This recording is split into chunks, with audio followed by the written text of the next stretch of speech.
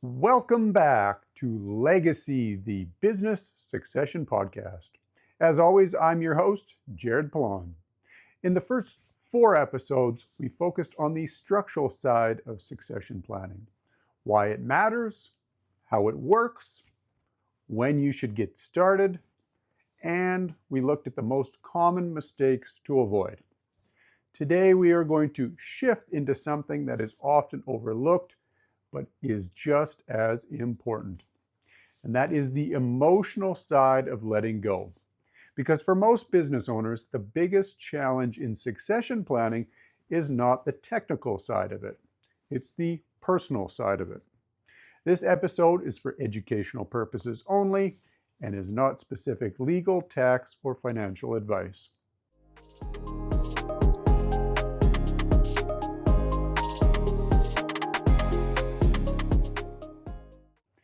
When people talk about succession planning, the conversation usually focuses around the numbers. Makes sense. Valuation, tax, the deal structure, ownership, things of that nature. But for most owners, the business represents something much, much deeper. It represents years, often decades of effort. It represents risk, the responsibility, problem solving, growth, and deep down it represents their identity. For many business owners, the business is where they spend the majority of their time. It's where they make decisions, and it's where they feel needed the most. It's where they feel a sense of control and contribution. So when the idea of stepping away comes up, the question is not just financial. It becomes something much more fundamental. Who am I without this? What does my day look like? Where do I put my time and energy? That's not something that most owners think about early in the planning process. Because early on, the focus is entirely on building, growing that business, solving the problems that come about, creating momentum to push that business forward. But at some point, that question becomes unavoidable. And if it has not been considered in advance, it can create resistance to succession planning. Not because the plan doesn't make sense, but because the transition feels unclear. Let me give you an example. Imagine an owner who has built a business over 30 years. They're involved in literally everything. The key relationships, the major decision-making processes, and the strategic direction of that business. Their identity is closely tied to the success of the business. From a technical perspective, they may be ready to exit. The business is profitable, there is some buyer interest, the tax structure's in place, but when it comes time to move forward, some hesitation shows up. Not because the deal is wrong, but because the future is undefined for this particular owner. They have not had time to think about what comes next.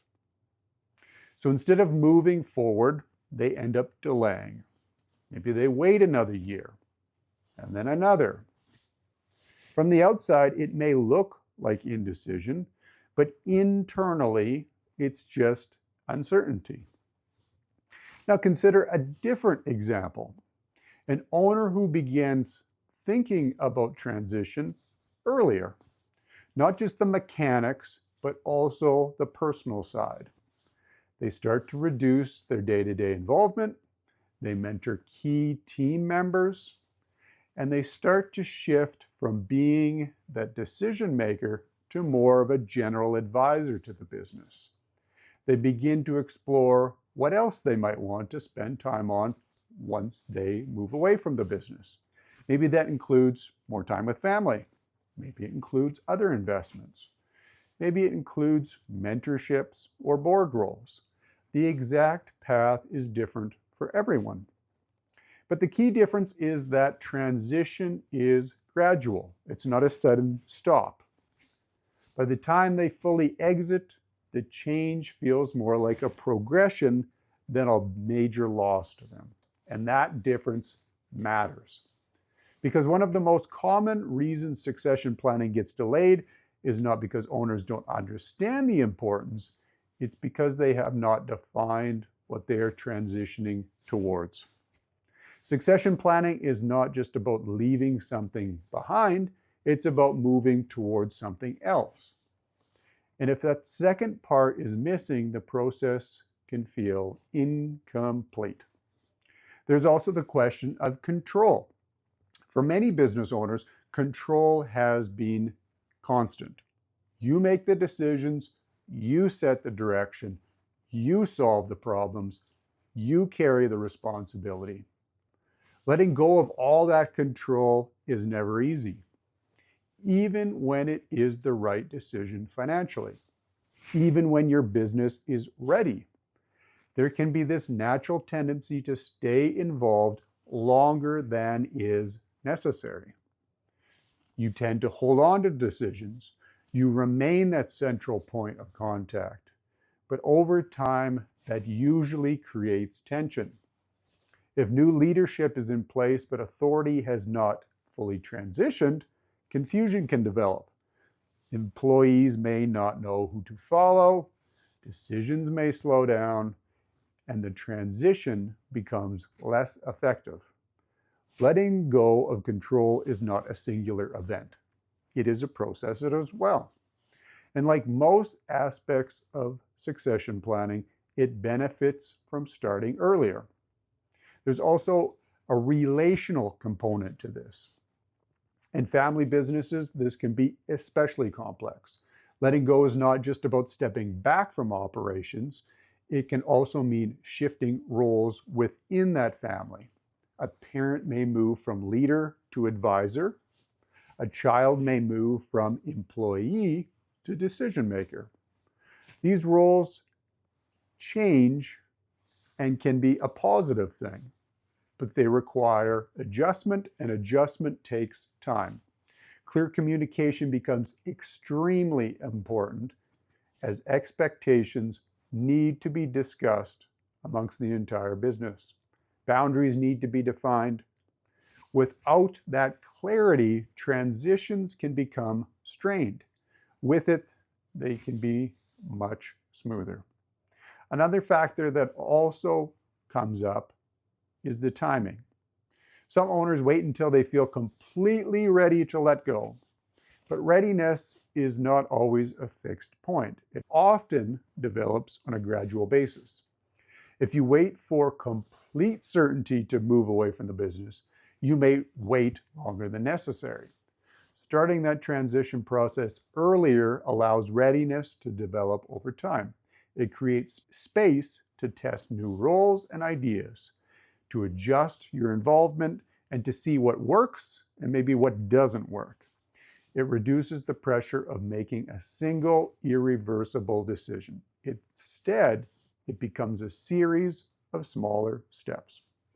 And those smaller steps are easier to manage. Let me offer a simple way to think about this. Instead of asking, when should I leave the business? Consider asking yourself a different question. What would it look like to be slightly less involved next year? What decisions could you delegate? What responsibilities could you share with your staff? What relationships could you help transition? That shift in thinking turns succession planning into a gradual process rather than that single event. And that often makes it much more manageable. Let me summarize with 3 practical takeaways. First, succession planning is not just a technical process. It is also a personal transition. Second, resistance to succession planning is often tied to uncertainty about what comes next, not necessarily the plan itself.